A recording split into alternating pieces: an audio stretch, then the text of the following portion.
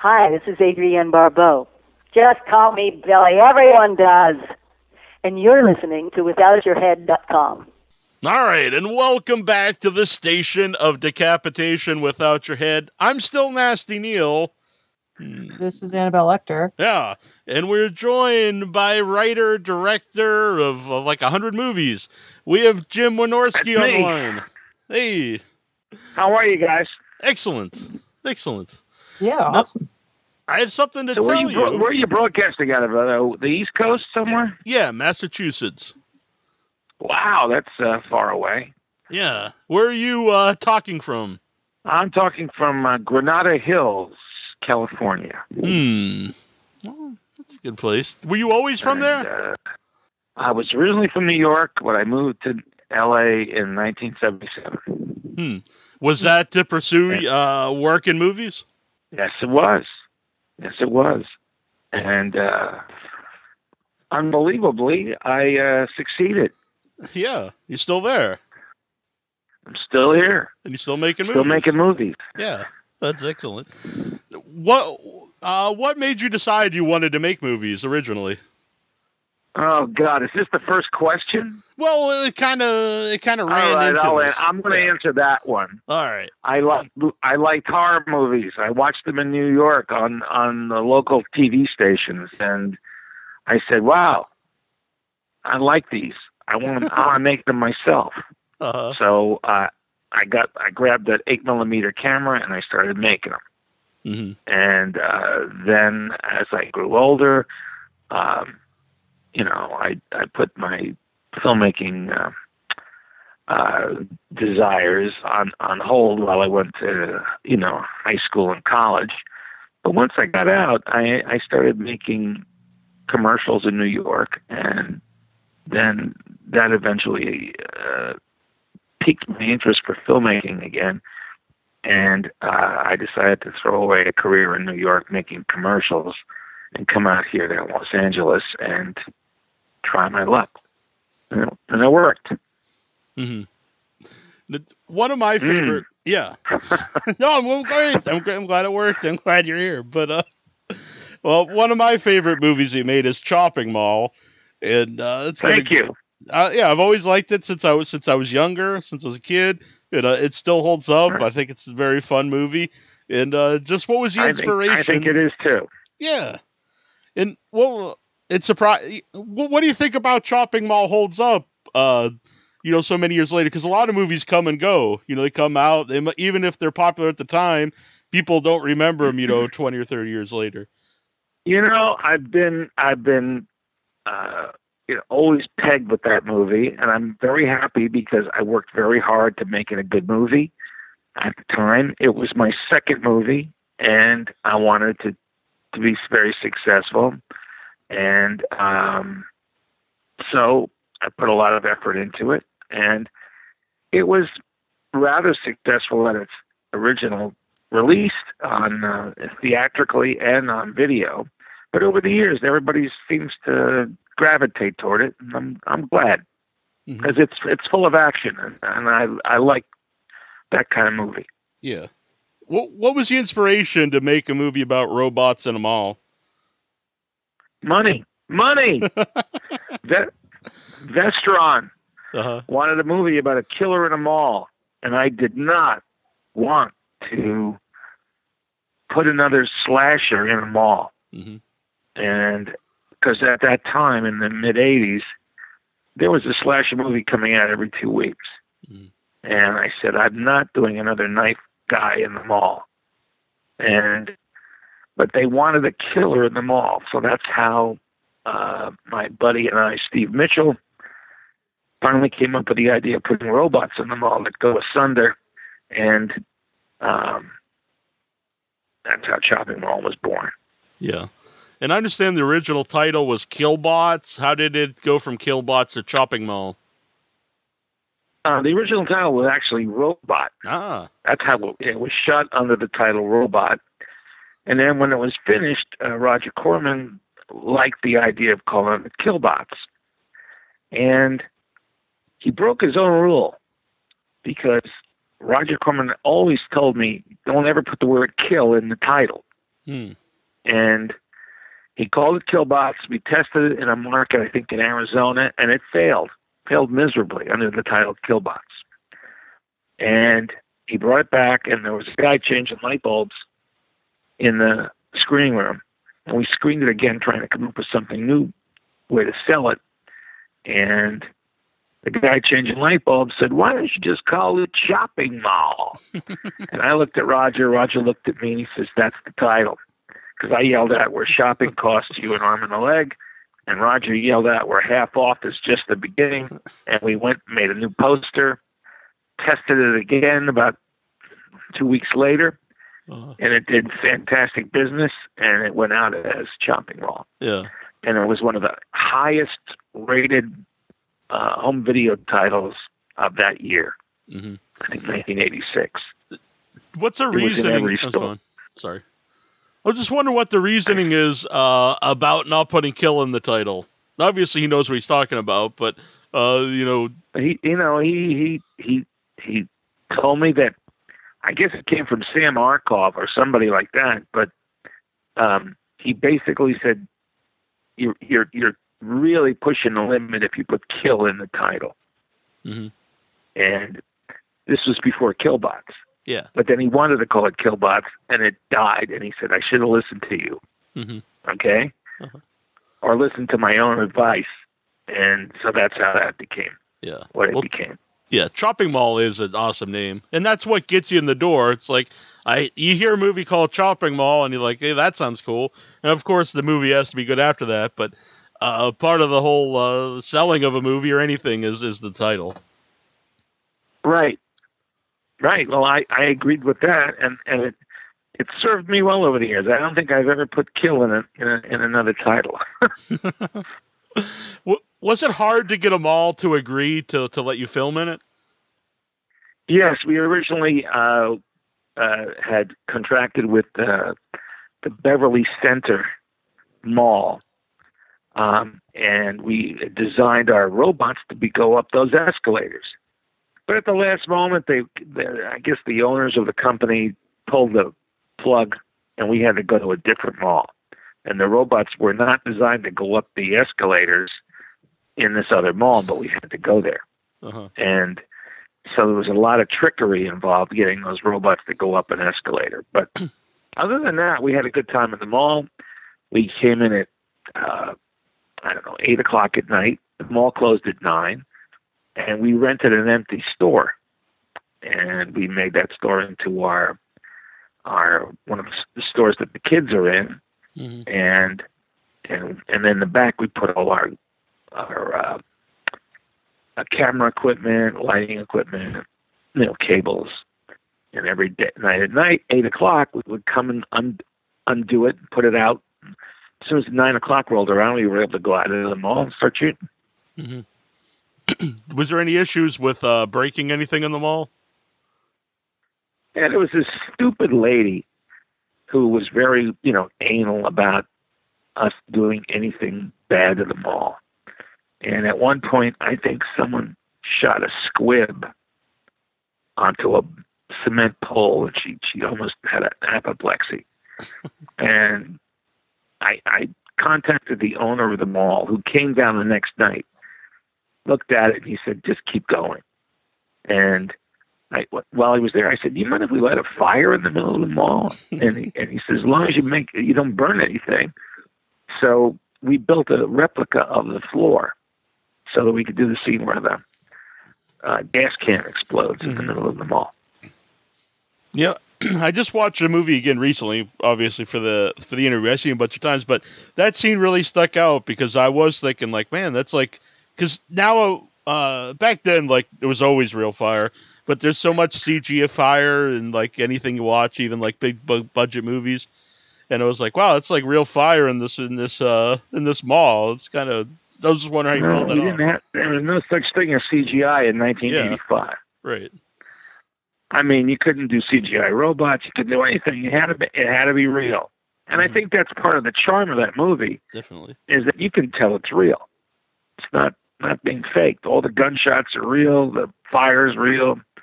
The head explosions kind of real. So it looks good. Yeah, definitely.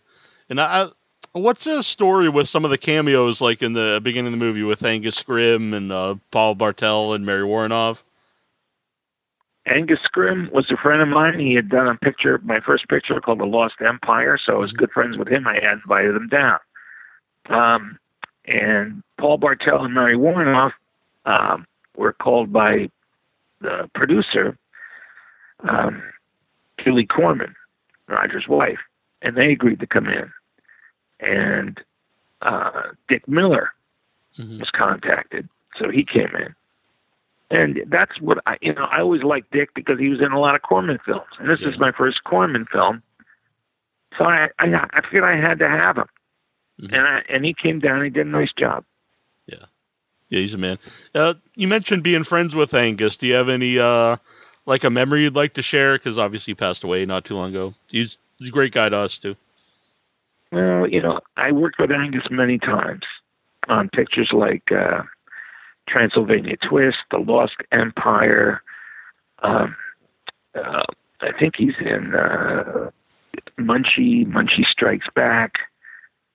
And he's in a lot of my pictures, sometimes only in a day role, but sometimes like in a supporting role. And I liked hiring for that reason, because he was in Phantasm, of course, but he was a nice guy. He was a very nice gentleman, and we spoke all the time by phone, and I miss him. Yeah, he's a really sweet guy. Whenever we got to meet him or talk to him, just great guy. Oh, he was a gentleman and a half. This Kelly Maroney in Chopping Mall. I was just because there's a scene where she's covered with snakes and spiders, and I was just wondering what was that like to shoot, and did she have any issues with that? Of course she did. She hated it, and but I made a deal with her before we started shooting. I said, I won't ask you to do anything I won't do. So when the bug guy came down, I let him put the snakes on me. I let him put the spiders on me. He had scorpions too, and I drew the line of scorpions. I said, keep those scorpions in the box, man. I hate them. Okay. So that's why there's no scorpions in that scene. But she sat there and did the snakes and the tarantulas because I had done the same thing. All right. Fair enough. Did you ever have to do that? I hung from the railing too. Oh, really? Because we had a big balloon, a free fall balloon underneath, and so how we did that was we chained her, of course, so she couldn't fall, but still it was very scary to get over that railing and just hold on. And I personally jumped.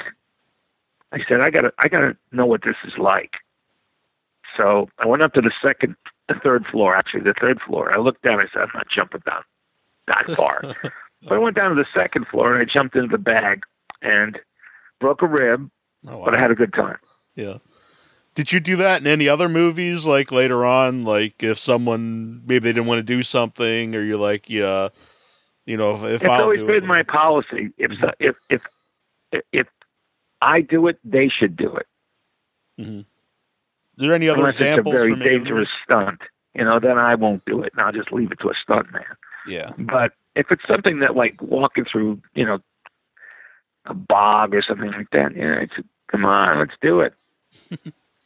and that's what I usually do. I'll do it myself first and show them that I'm not afraid. And usually, they don't want to be a coward, and they do it, and it comes off fine. Yeah. Is there any other examples of that that come to mind? Like specific examples? Oh, God, I don't remember. I think that in Return of Swamp Thing, Heather Locklear was afraid to go in one of those airboats. And I said, come on, Heather, let's go for a ride. We jumped in the airboat and went for a ride. She came back and says, okay, I'm fine with it.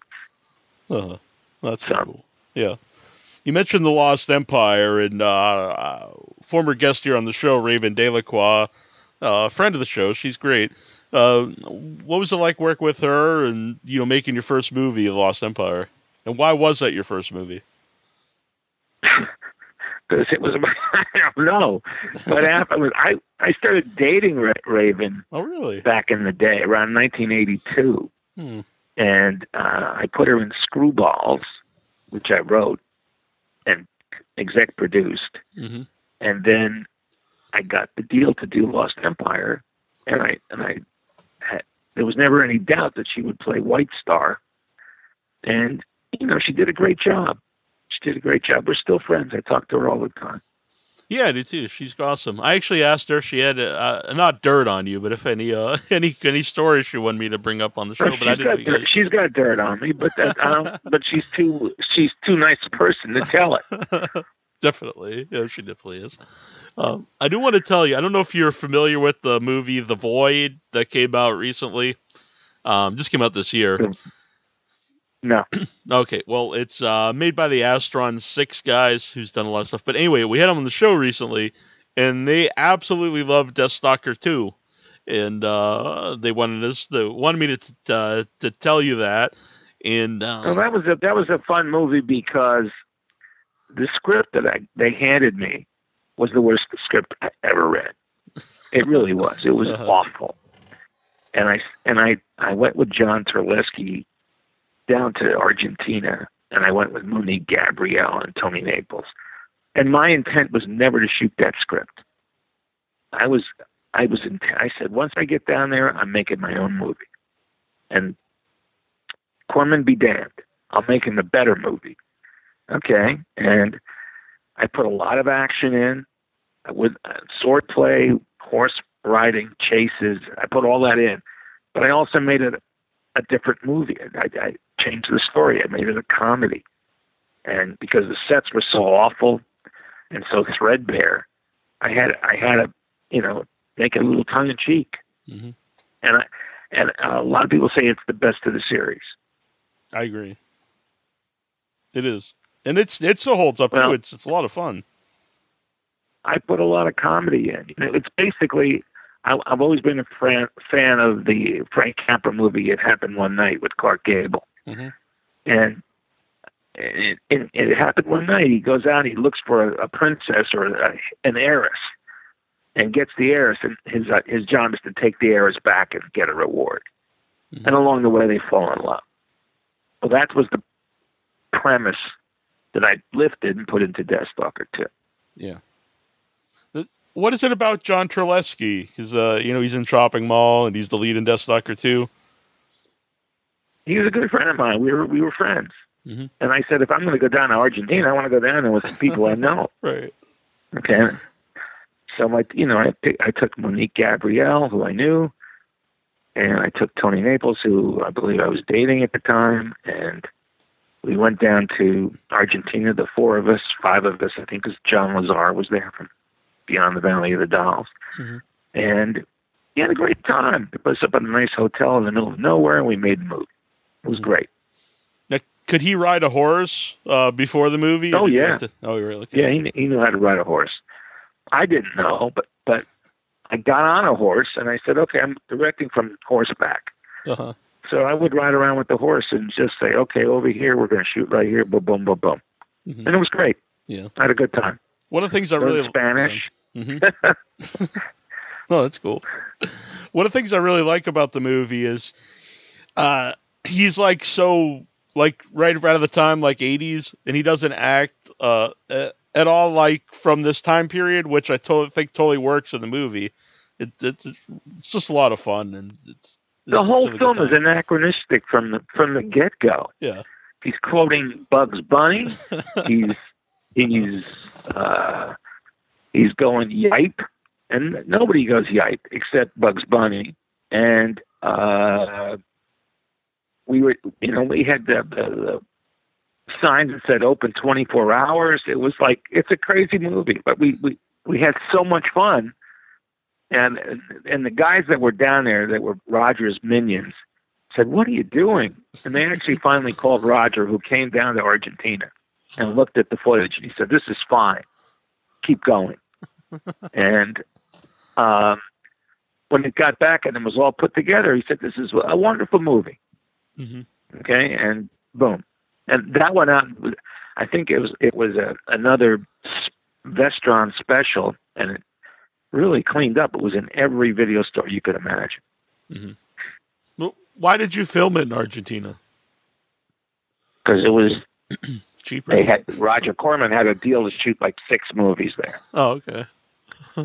And Deathstalker 2 was the last, so they'd run out of money, mm-hmm. and they were trying to cheap it out any way they could. Mm-hmm.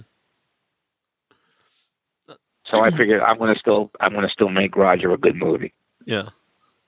Well, what are some of the places you've been making movies? Like, outside of the United States? Oh, God, everywhere, man. I've been to Manila, Philippines, Thailand, Africa, Germany, Romania, England, Italy, Hawaii, everywhere. Yeah. It's been great. Any of those places, anything dangerous happen or go on, like, outside of the movie? I was making, what was I making? I think I was making Piranaconda several years ago.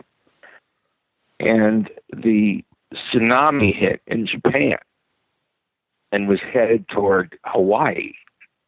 And they didn't know how strong it was going to be.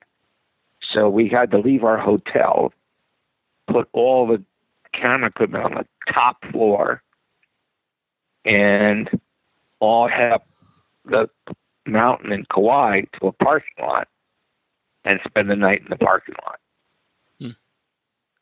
And thankfully, the wave hit the other side of the island that was unpopulated and didn't do much damage. Mm-hmm. We were filming the next day. Mm-hmm.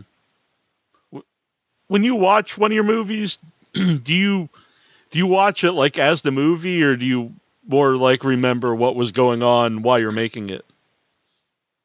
It's 6 to 1, half a dozen to the other. I don't really watch my movies that often. Yeah, I guess it's kind of once I'm done with them, I've seen them like 30, 40 times. Right. Because I've had to go through them for mixing. I've had to go through them for special effects. So by the time it gets released, I kind of say, this is it. I've seen it. Mm-hmm. And, sometimes like when there's a screening of one of my older pictures, I'll sit there and watch it a little bit here and there. Yeah. And mostly I'm talking with people and having popcorn in the lobby. Mm-hmm. How did Matilda the Hun, the glow wrestler, get involved in Deathstalker 2? Her name is Queen Khan. I don't think her name is Matilda the Hun. Maybe she it was changed in Glow. I don't know. Yeah, it was in Gorgeous Ladies of Wrestling. That's how I remember. But mm-hmm. All right, well, her real name was Dee Booher, which was a weird name, but that's her real name. And while I was shooting, I found that in the back lot they had this kind of like prehistoric wrestling ring. And I wrote a whole new scene. And because I wanted to have some fun with it, doing a wrestling scene. And I called Roger Corman. I said, can you send me down the biggest lady wrestler you can find? And she was on the plane the next day. Are you a wrestling fan? I didn't pick her. Yeah. I didn't pick her, but Roger did. And he said, I'm sending you somebody great. It was perfect. Mm-hmm. And it worked out perfect. Yeah. Are you a wrestling fan at all? Not much, but I knew who she was. Right. But I thought she told me that she wrestled under the name Queen Khan. Yeah, that actually might have been before Glow happened, now I think about it. But later on, she wrestled for Glow as Matilda the Hun. Oh, okay. Well, bottom line is she was a nice lady, very fun to hang around with. She was only there for like 3 days. The day she showed up, the day we shot, and the next day, I think she took off in the afternoon. Yeah. But it was like, we had a good time. We shot, there's a little shot of her at the very end of the movie. We shot after that little scene, the wrestling scene. Mm-hmm. It was a lot of fun. Yeah. A lot of fun. Mm-hmm. For the SyFy movies, Are those scripts that you write, or are they movies that are brought to you? You got to be specific. Sometimes I write them. Mm-hmm. Sometimes I rewrite them. But I don't know which ones you're talking about. I just meant in general. I didn't know, like, well, I was just wondering, like, if it was up to you to combine any two, like, beasts or natural disasters or whatever. Well, I've already done that. I did Cobra Gator. Uh-huh. I did Piranaconda. I did Dino Croc versus Super Gator. Mm-hmm. Done a lot of those. Yeah. They're fun. Camel Spiders was another one I made. Yeah, we were talking that actually before you came on the show. And the real camel spiders are pretty scary things. We were looking them up. We were Googling them.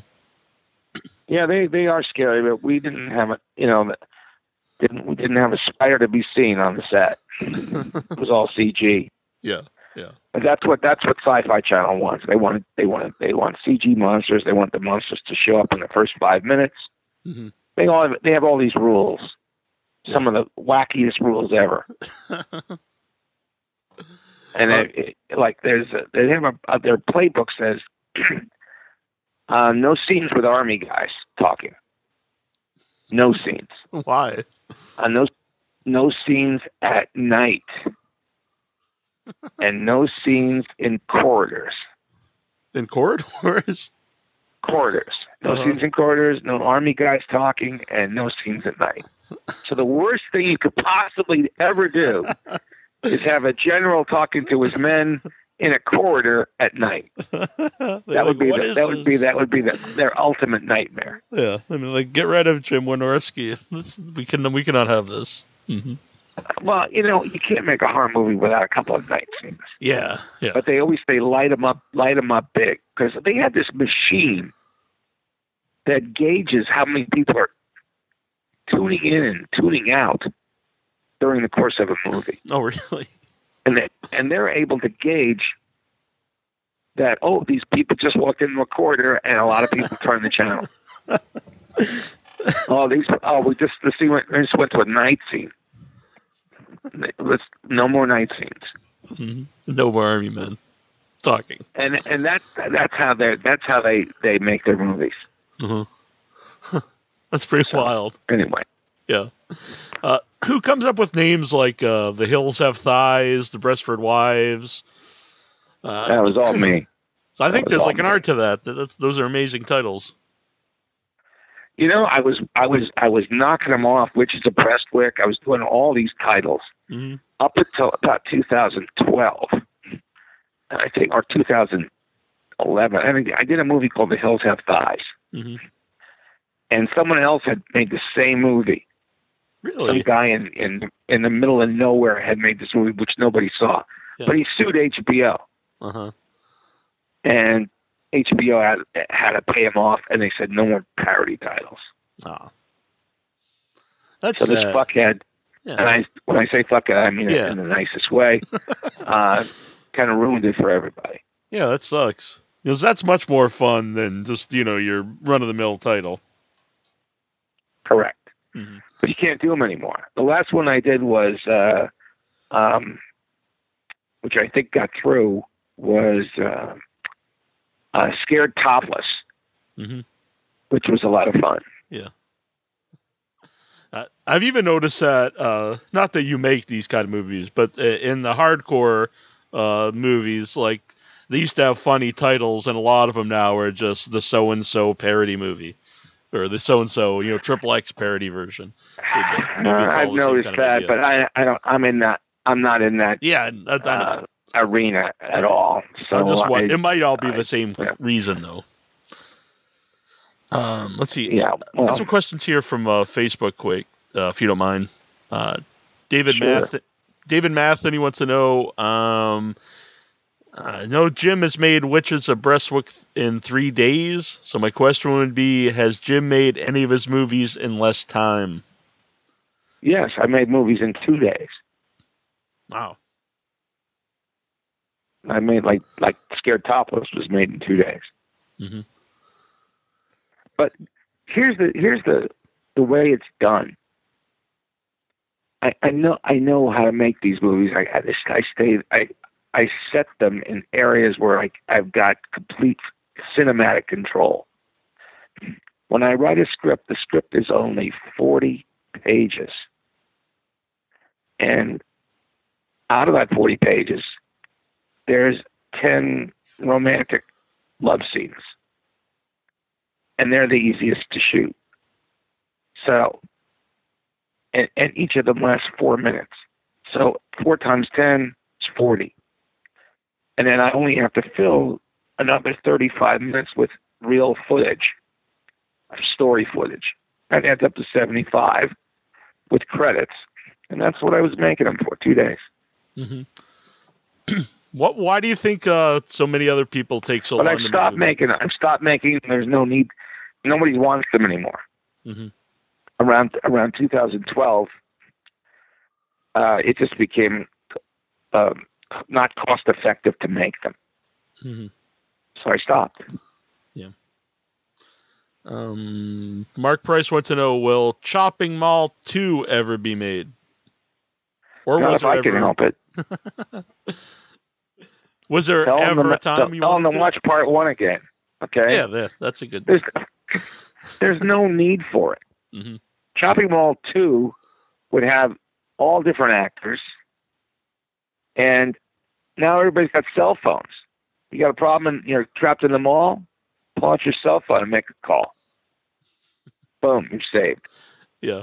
I always think about that when I watch a movie from the 80s, whatever, and I think a lot of ways it's a lot more boring in newer movies because you can just solve anything with the cell phone. Yeah, well, there wasn't any cell phones back in 1985, mm-hmm. So if I made Chopping Mall 2 today, everybody would be yelling at me, saying, well, "No, why aren't they just, yeah, calling up the authorities on their cell phones?" Yeah. But I don't want to do that show again. I did a good version of it the first time, mm-hmm. and I don't want to, because people would say, "When are we going to do Deathstalker 2 Part 2?" And of course, no, I'm not going to do that. Yeah. Those people are now moved on in life. It's 30 years ago. Mm-hmm. Just watch the first one again and enjoy it. Yeah. I do like the idea of a sequel to a sequel that's not connected to the other sequels. But I agree. Deathstalker 2 just, it stands alone. Deathstalker 2 Part 2 was not going to happen. Sorry to inform everybody. Uh-huh. Just watch the first one again. It's funny and it ends well, and there's no need to go Part 2. Yeah. Thomas Johnson wants to know, was there any difficulty with the robots during production of Chopping Mall? Very little. The robots were built by a very good effects man named Robert Short. And we had three robots, one of which was just a shell, one of which was controlled by, connected wires, and one that was completely remote. And so we used, and the numbers were interchangeable, so we could make those robots kind of do anything we wanted them to do. Mm-hmm. When you saw the robots, moving in pairs, like a pair of two, we usually hid the wires behind as best we could. So if you're looking for them, you're not going to see them. Mm-hmm. There's a lot of cool posters too in Chopping Mall, up on the wall in the diner. It's like Driller, Killer. Yeah, that's all my stuff. I think Galaxy of Terror is there, but Lost Empire is there. Whatever I had to that date is sitting there. Yeah, there's some great stuff. I didn't have many posters at that point. I was just starting out. Yeah. And one more here. David wants to know if you knew Kevin Eastman while he was working on the Teenage Mutant Ninja Turtle comic, and was he surprised how huge that caught on? The only way I knew Kevin Eastman is because I was good friends with Julie Strain, who was married to him for a couple of years. Okay. And he was a nice guy, but if you have a choice between Julie Strain and Kevin Eastman, you're gonna hang out with Julie Strain, right? Yeah, I understand completely. And Jason Minton wants to know why you credited under different names for different films. Oh, that's easy to tell these people that they're doing good questions. All right. At one point, I was making 6 films a year. Okay, and I couldn't put my own name on 6 films. People would say, I already just watched 2 Wynorski movies. So I had to put alternative names on films. Mm-hmm. Jay Andrews, Tom Papadopoulos. I was making up names. Mm-hmm. Excellent. Let's see. There's one more. Was chime in anytime you want, Annabelle. I think she has some technical problems. Or has she? Oh, she's probably watching the news and having dinner. Anyway, go ahead. Was Chupacabra Gator turned into Cobra Gator? So you heard an interview where Chupacabra Gator was a joke title that I thought of afterward. But Cobra Gator was a title. It didn't come from me. It came from someone else. It came from Roger Corman.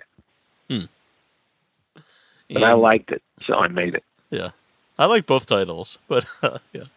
And Chupacabra Gator could easily be made, but I'm not going to, because those type of movies, the combo creature movies, they're fallen by the wayside. Yeah, they've run their course. Yes, they have. Mm-hmm.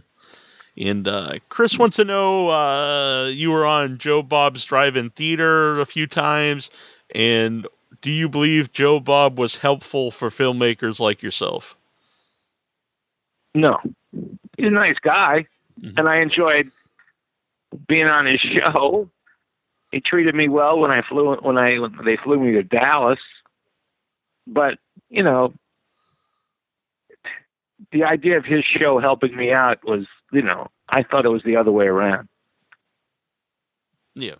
It was my movies that were making his show successful. Mm-hmm. And I came with a bunch of hot babes, so come on. Right, that's always a plus. That must have spiked his ratings.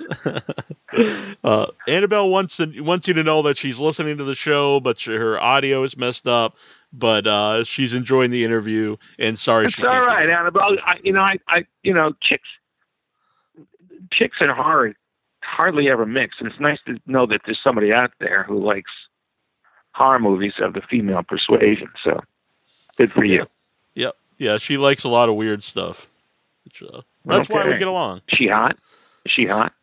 Yeah, she's pretty good looking. But she's like my sister, so it's weird to talk about. But all right. Well, this is something I did not know. Not like my literal sister, but that's like how I think about her. So it'd be weird to talk about. You know what I mean? All right. Well, then let's move on. All right. Let's see. There's a lot of questions here. Dave wants to know, what do you think of Roger Corman's Fantastic Four? Something I thought was a pretty good movie. I liked it too. I think it's actually the best of the Fantastic Four movies. I don't like the new ones. No, they're terrible. And that last one was a turkey.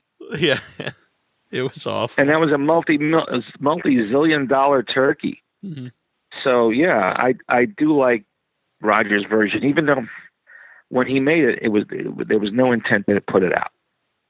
Mm-hmm. It kind of was bad for the Oli Sassoon who directed it, mm-hmm.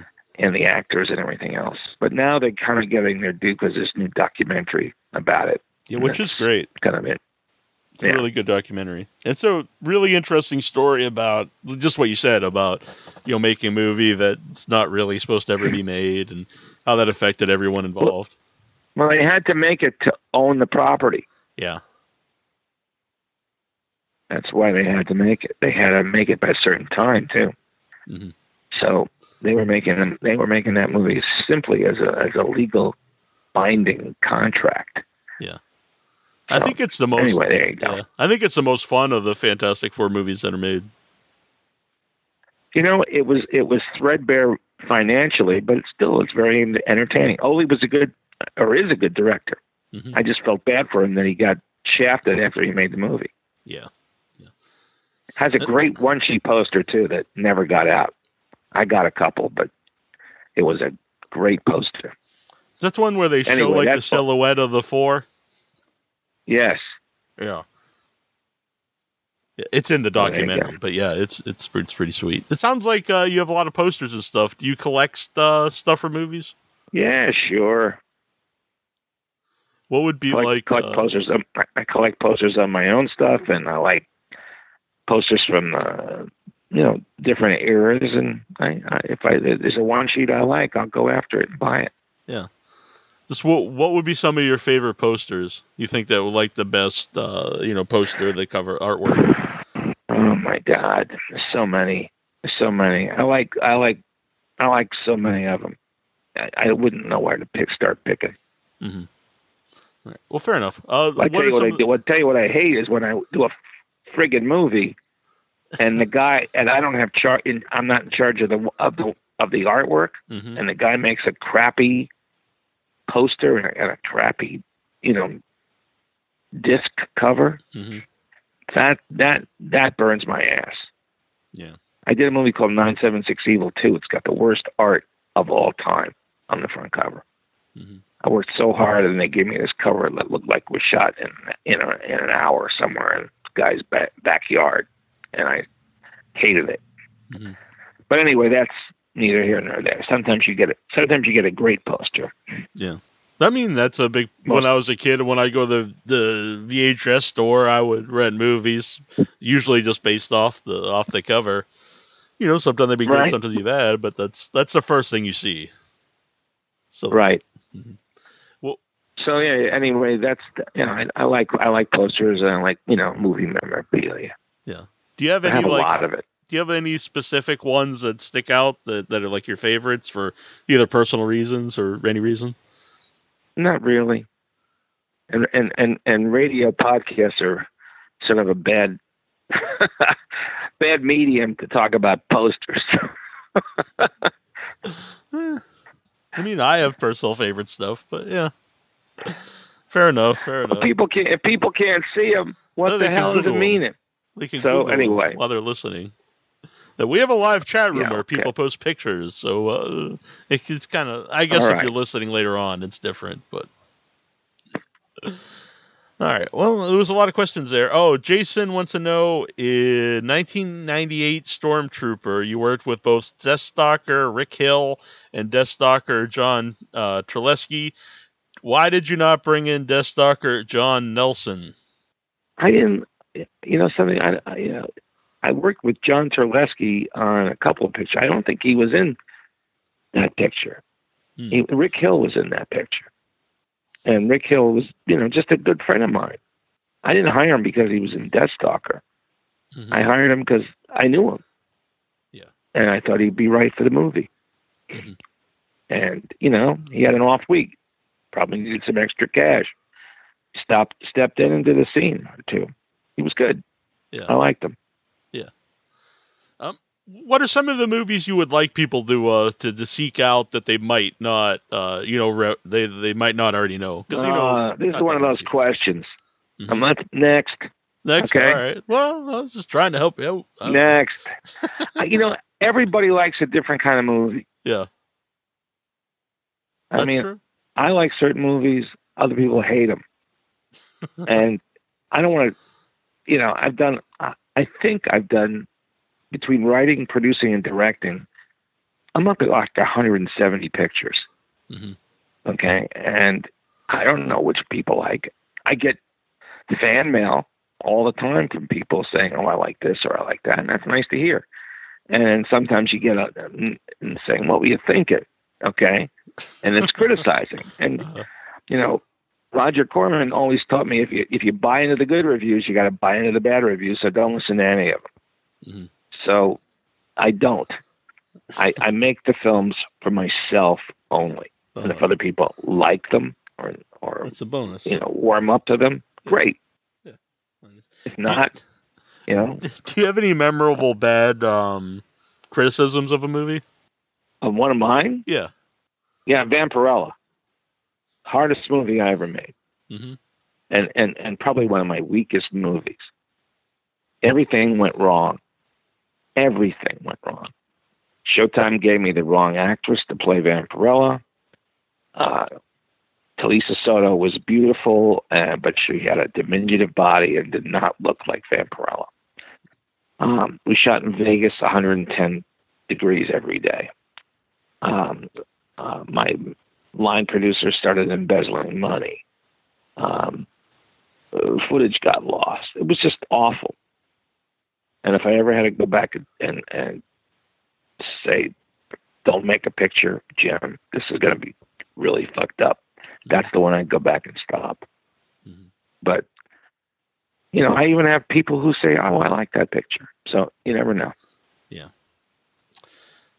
Let's see. I want to know, I would also like to hear if he has any fond memories of Andy Sedaris. Andy Sedaris and I were very, very, very good friends. We had a standing thing where every Thursday night his wife Arlene would go out to play cards, and I would go over there, and the craziest people would show up. We'd have every Thursday night would be loaded with guest stars, and I never knew who was going to show up. And sometimes it was just me and Andy, and we'd have a nice meal and chit chat. But other times, you'd get actors, producers. Regis Philbin came by at one point. It was an all-star cast there every Thursday night, and I miss that a lot. And I miss Andy a lot because he was very funny. Yeah. Same person wants to know if you have any fond memories of Larissa McComas. I certainly do. She was one of my big favorites. We hung out a lot. She was gorgeous, and she fell victim to, some drugs and things, and it was very hard to see her take a big fall. That's too bad. Matt wants to know, some of Jim's later work has become more of a host of scenes, so I was wondering if he ever holds a plot for his movies prior to production, or is it choreographed in post? I don't know what he's talking about. Sounds like a dig. Tell him to go fuck himself. Right. Okay? Go fuck yourself, Matt. We'll skip that question. All right. Well, are you on social medias or any place people can follow you? Facebook. All right. I'm there every night. Yeah. Every night I post pictures, and That's where you can ask about posters. Go over to Jim Wynorski's Facebook page. Exactly. Fair enough. But I'm always posting posters and pictures from my big supply of pictures from different movies. And it's fun. And it only takes me 15, 20 minutes. Sometimes I answer a couple of questions. Other times I just post them and move along. But yeah, Facebook's there. Excellent. Well, I appreciate you coming on. It's been a lot of fun. Neil, I hope it was fun. It's been a hell of a time. Uh-huh. Annabelle, I'm so happy to have gotten to know you. And we'll do it some other time again. Okay? All right. Sounds good. All right, man. Take care, Neil. Have a good one. Thank you. You as well. Bye. Bye. This is Barbara Crampton, and you're listening to Without Your Head.